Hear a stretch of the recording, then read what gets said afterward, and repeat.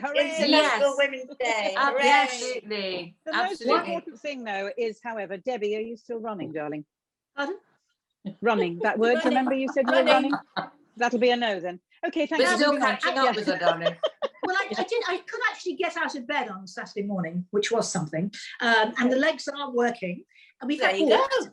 Yeah, they're working. Oh. But I couldn't find my trainers. Oh, I'm so No. sorry. Ah, Bad you luck. You don't believe it. Oh, Don't believe you. All right. I promise you I'm going to try tomorrow morning. And then I'll let you know what We'll happens. hold you to it. Thank We you. do have to very briefly, although we shouldn't do it until after today, mention Meghan and Harry, Yes. because everybody in the world is talking about it. Yeah. We won't Oh, see yes. it till tonight, so obviously we can't really comment till Wednesday. But I do think it's terribly sad. That's the only thing I will say. Whatever happens, the Queen has been a great Queen, and I think it must be heartbreaking for her. That's all I will say on the subject at the moment till I see the interview. I think everybody agrees with you, Sherry. I think the whole Yes. world agrees with that too. It's a devastating thing for her. Yeah, for her it is. Absolutely. Yeah. I just can't bear the vilification of people, and I hope that stops and people are allowed to get on with their lives. Yeah. Absolutely. And I think also the Queen has also come up very well with Meghan, hasn't she? She said she was very kind. So Yes. to me, the Queen is amazing. And Harry we talks have to her, from what I understand. Yes, They have a yeah. direct line. So that's great. Right. Well, first of all, I would like to say, as we are the Wonderbirds, I'd like to say cheers to the very famous and wonderful Sylvia Anderson, who in fact inspired the name that Harriet thought of. So here is to Sylvia. On Sylvia, International we're Thank you Women's so Day. much. Thank you. And I could just, the reason she inspired, I can see her picture behind you, you see, Dee. oh yeah, Oh, actually yes.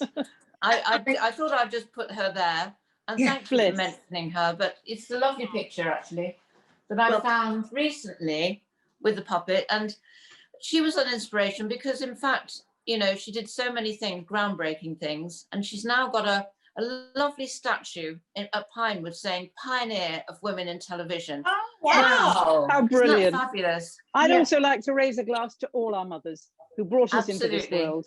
Well, And to yes, say but on thank you. Fridays we should have a all the Mother's Day mums. special, perhaps, Yeah, as it's Mother's Day.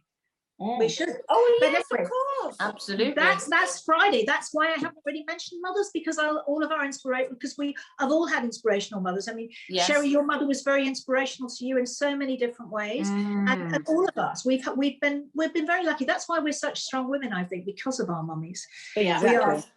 We are very strong women. Our So I'm connection- proud. yes. Who's our first strong woman to enter our nest today? Well, we have a wonderful lady called Linda Cruse who makes the impossible happen. And I kind of like that, it makes the impossible possible, because I'm a bit like that with my whole life, really. And I was going to tell you all about her. She's done so much. But to be honest with you, I'd be here till next week, and she can précis it much better than me. So Yeah. everybody, this is the wonderful Linda Cruse. Hello, Linda. Hello, Linda. Hi, Linda. Welcome. Hi, hi, Linda. I tried to describe you. I know you're the woman who makes the impossible possible, but I tried to describe you and all the wonderful things that you've done, but it's not possible. So I thought I'd leave it to you. Love it. Well, thank you so much. Well, where do I start? So I'm a frontline humanitarian and I'm Wow. a leadership expert. I've been on the front line for over 20 years. I had the most incredible wake-up call which set me on this path. I was doing a job that was creating very high stress in my life. I was a single mother doing my bit, and I went blind as I was driving.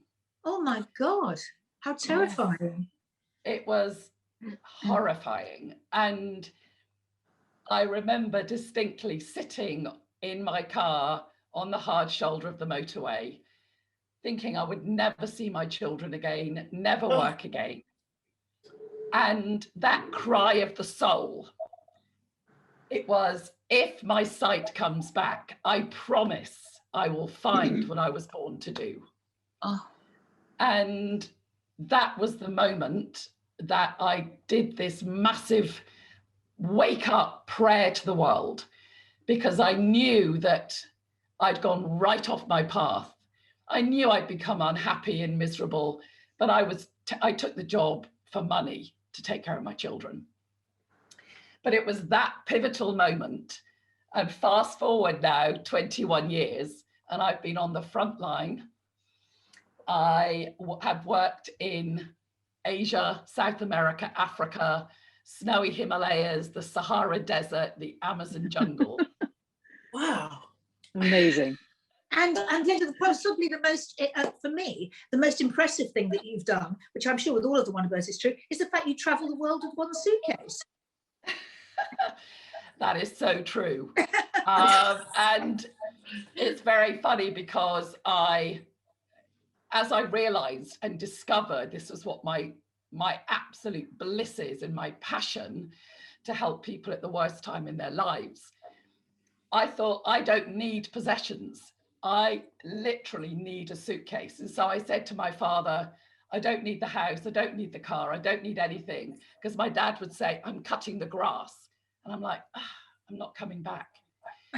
So it's given me this incredible freedom to go where I'm needed, to react to major disasters, because I help after tsunamis, earthquakes, war, and I need to just go, of course. You can't pause and think about it. So it's sort of I'm living my bliss because I've really found where I excel in life, I suppose. And So Linda, where was the first place that you went? Where was the first place that you went? How did you find the first thing to do? Well, interesting question, because I'd been a nurse for 10 years, a businesswoman for 7.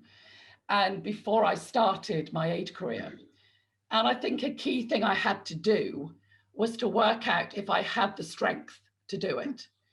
So I went to a rural part of China to see if I could live in a space where no one spoke English, where the sanitation wasn't very good, where I didn't like the food. Oh, But you know what? I loved it. It brought... It's so amazing, that sense of you reclaiming your voice for the woman that you are. And you've done TEDx talks, you've done everything. Tell me, what was it like with all of that, when you suddenly find yourself talking to people and, as you say, changing the world? Well, it's very interesting because most of my first half of my aid career, I had no electricity. So no internet, no way of even really sharing what I was doing. And it never came into my mind to do that. But I met Richard Branson in 2005, and I didn't meet him on Necker Island. I met him in a ghetto in Johannesburg in Soweto. And we got on really well. And he loves what I do and the approach I have to humanitarian work. And he was the one that pushed me to tell my story. He said, people need to know about you. Please write a book. And I said, no, Richard, I'm an action woman, not an author. And he said, write your book. But the funny thing was, I wrote it, didn't do a thing with it, and left back to the front line. There was no book tour for me. There was no look at me. I just wrote it. The first book is called Marmalade and Machine Guns, because I've had a gun at my head probably more times than I've had marmalade at the palace. But I realized, then being asked to do TED Talks and different things and the leadership programs I've developed, is that it's our responsibility also to inspire others to find their path and their meaning in life, but equally, the model I've devised to help global citizens, business leaders, students all over the world to make a difference. I must amplify it. It's my duty, because it's such a powerful tool, and really we change the world through it. So here I am. Yay! Well, I have to say, obviously you're very inspirational, and your self-belief, where that came from, and you just explained, I think is amazing. And I'm gobsmacked hearing your stories. It's just so wonderful. And when you talk about other people in, well, I mean, this is the Women's Day of all Women's Day, of course. Do you believe that most people can be a leader, that most people could do what you could do if only you could inspire them and make them see what can be done?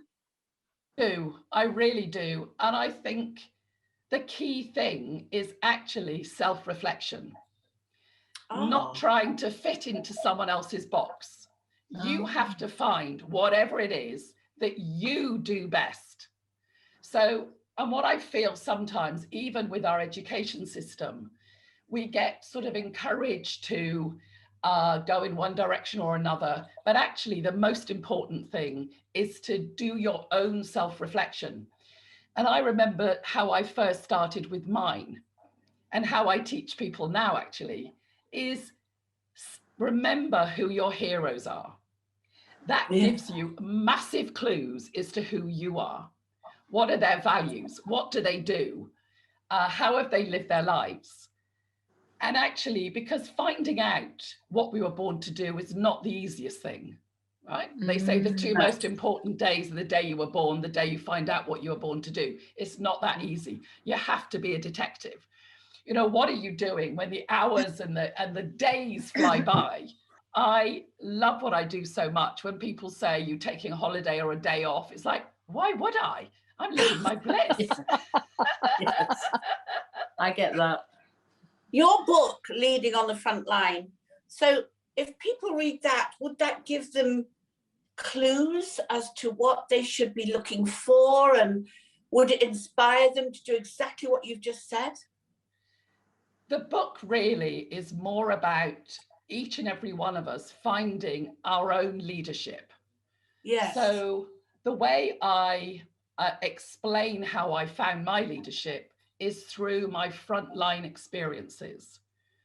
So they're I didn't learn leadership at Harvard or university or a psychology department. I learned it on the front line. So when I've really had to face fear, when I've had to really bring a team together in the middle of a crisis, when I've had to control my own anxiety because I'm faced with a huge amount of death.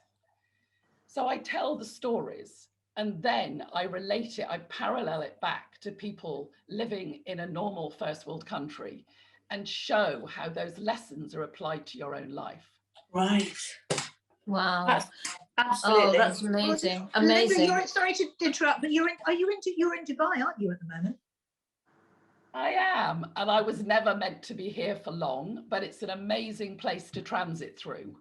I am actually running currently, though, a race for good for across the Middle East, as far as Saudi, Bahrain, Pakistan, Qatar, Abu Dhabi, and Dubai. And it's such a joy and honor because I was just passing through really, but this is the magnet and pull factor of what I do. So literally the Race for Good is an online competition where business leaders and students compete to solve real life problems. And this is not a paper exercise.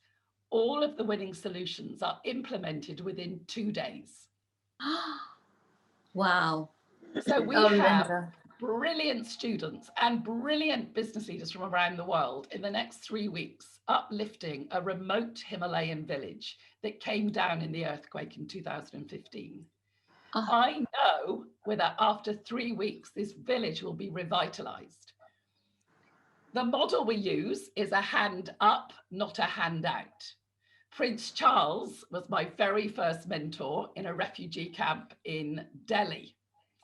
And he said to me the greatest words ever that I've used my whole career, because I'm not a charity, okay? I'm not a charity.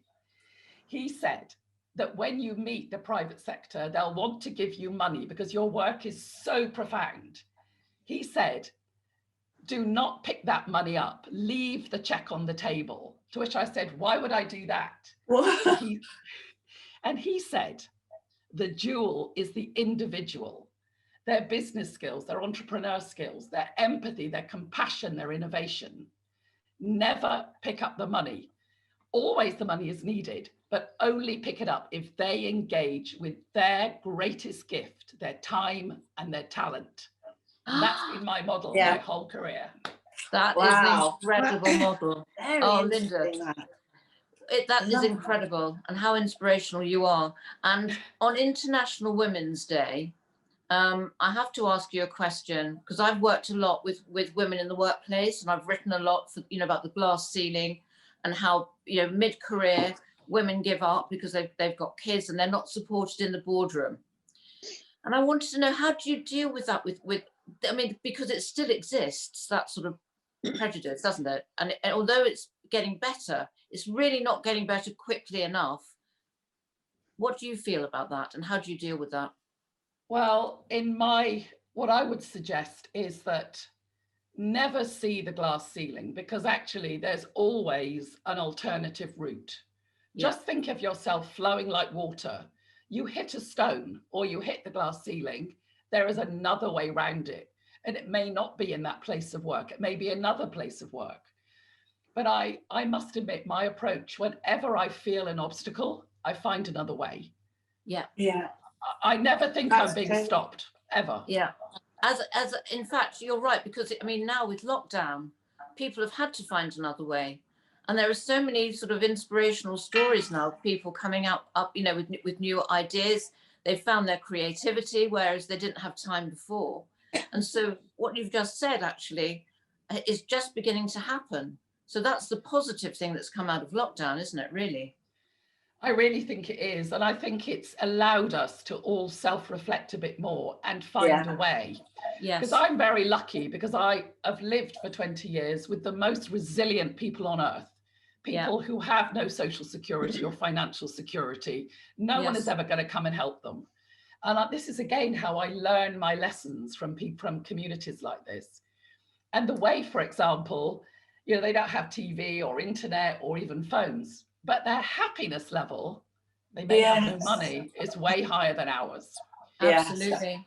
So I feel, I believe that COVID actually has given so many of us that time and opportunity to reflect what's really important to us. And it's not going to the shop to buy a Gucci handbag. It's brought the fight out in us, whereas before we were very complacent, you just went to get your food, to get but we've all come back fighting, and it's survival, isn't it? It's, are we going to survive this? How are we going?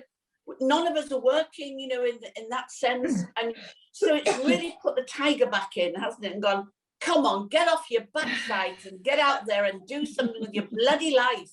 Don't just sit there moaning about it. That's right. And that's when we're at our most creative, actually, when our backs are against the wall, not when we have fighting, and Linda, you'd be very proud. You'd be very proud of us Wonderbirds, because this show was created on the eve of lockdown last year, and we've been doing 4 shows a week for a year. We just did it. Fantastic.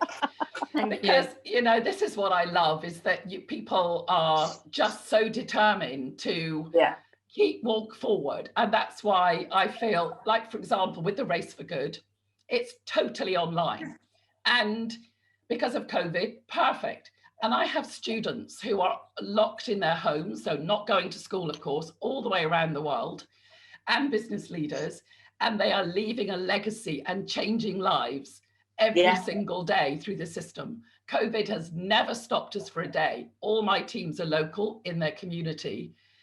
So in fact, last year during COVID, I gave a hand up, not a handout. That's my mantra. So it's teach them to fish, not give them a fish. I've done that the whole of COVID. I've helped more people during COVID than ever before. I've just amplified a call out for business leaders and students to help me solve problems. Can we help? Can we help? Yes. What can we do? I'm coming to Dubai now. I'm on my way. That's all right. We can do it online, Sherry. What can we do, Linda? I want to go to Dubai. What I would love to do is to put you in a team, a Race for Good team, where you can actually uplift a family in the Himalayas that really desperately needs your help. Wow, we'd love to do that. Adore to do that. Thank you, Linda, for giving us that fabulous opportunity. We'll do that. It's a big you'll be in touch with us. We'll be in touch with you afterwards, or whatever you tell us how to do it. And we'll have Yes, please.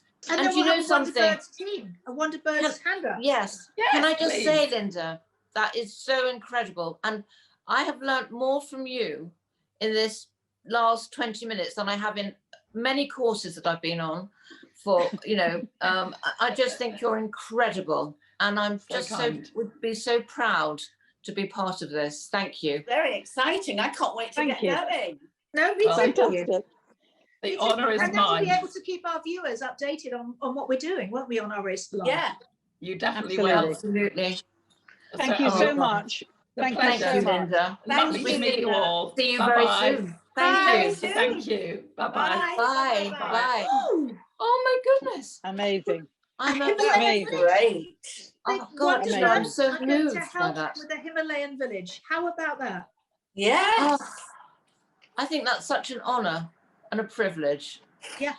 Oh, I've got to. Absolutely fantastic. I feel quite, what's the word? Emotional. Yeah. Inspired. It's just You're amazing. Sherry, you're not going to Dubai. Oh. Not yet, anyway. The Wonderbirds in a Himalayan village, I think. You can imagine Sherry going, where's the hair straighteners? Me going, there's nowhere to plug them in. Harriet going, where's the lipstick? Dee's going, where are my hats? How dare you? How dare you? How dare you? Where's the Sarah, lift? where's the lipstick? Well, Moving on. Who's next in our next? We have got another wonderful, inspirational woman. And she's a composer, a songwriter, an environmentalist. She's worked with some incredible heroes of all of us. And it's the wonderful Sarah Class. Hi, Sarah. Welcome, Sarah. Hi, Lovely to darling. see you. Welcome. Lovely to see you all as well. So wonderful to see you. And on this International Women's Day. I A know. wonderful Yeah. inspiration.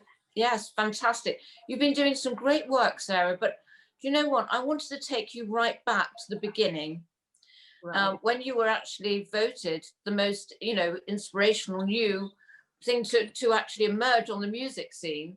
And one of my heroes, George Martin, who discovered the Beatles, you worked with George Martin at the beginning of your career, didn't you?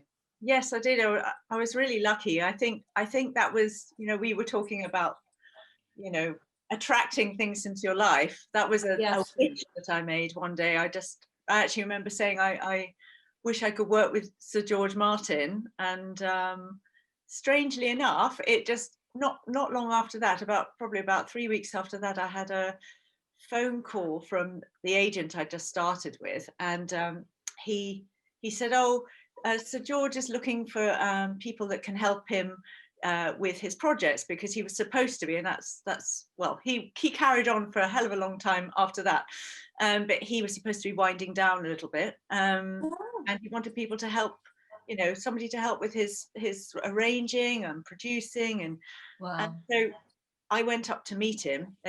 Because they chose my CD out of everybody. It's really nice. And his son Giles was there. The main manager Adam was there, and who later became my publishers. And of course George was there, and I brought some cake with me, and because I thought I don't know if they'll have cake at Air Studios, but of course they have a really good canteen. But and so we sat up, and we all sat around this round table, and all I remember, I remember vividly, but he was very funny, and of course he was always quite deaf, but I remember I was sitting next to him, and he seemed to appreciate my asides.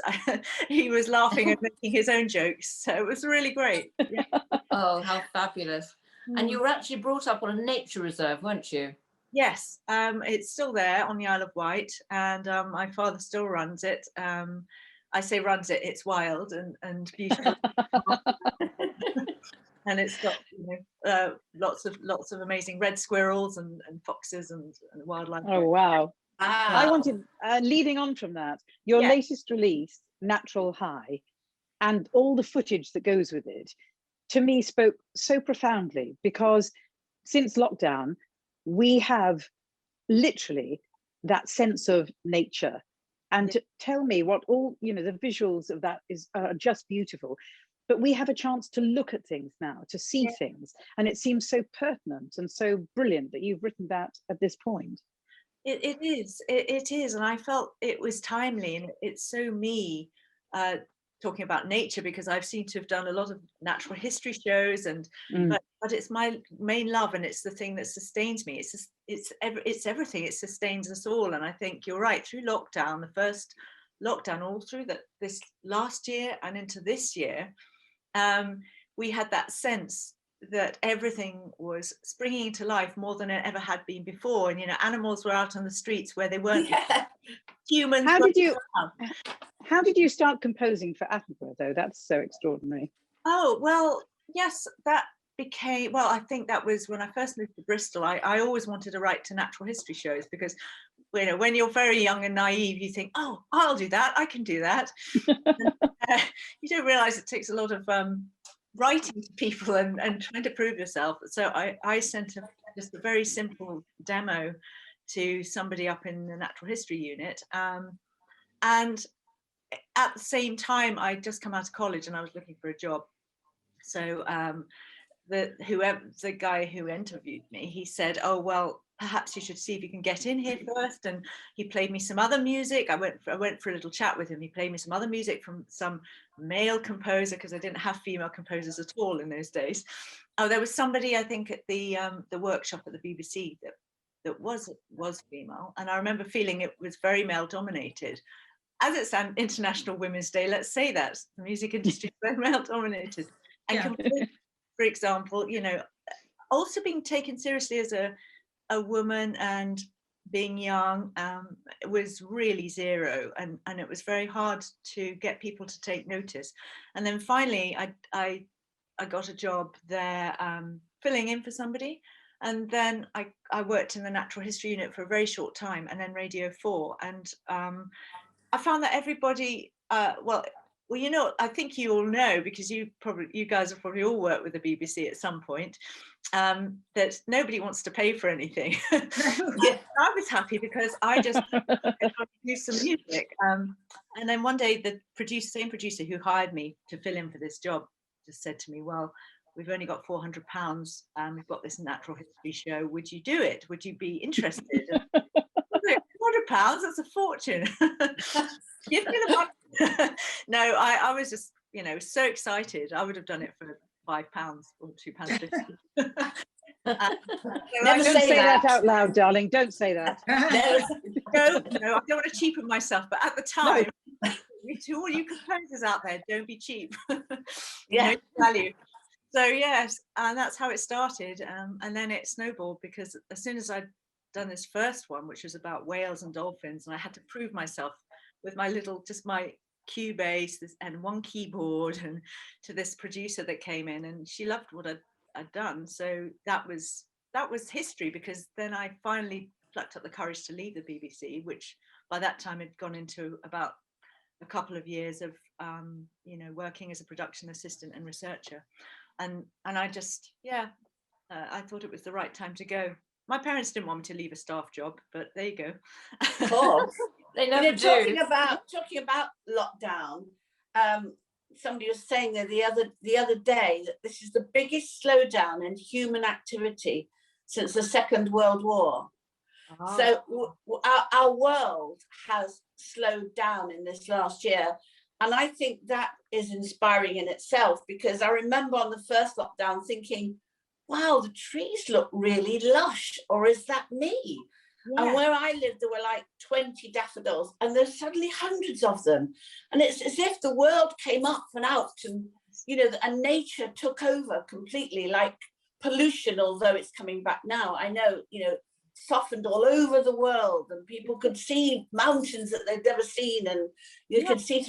I mean, this must inspire you now to write much more music. It has, actually, because I think also being hermited away for last year and writing the album, because that's what I wanted to do.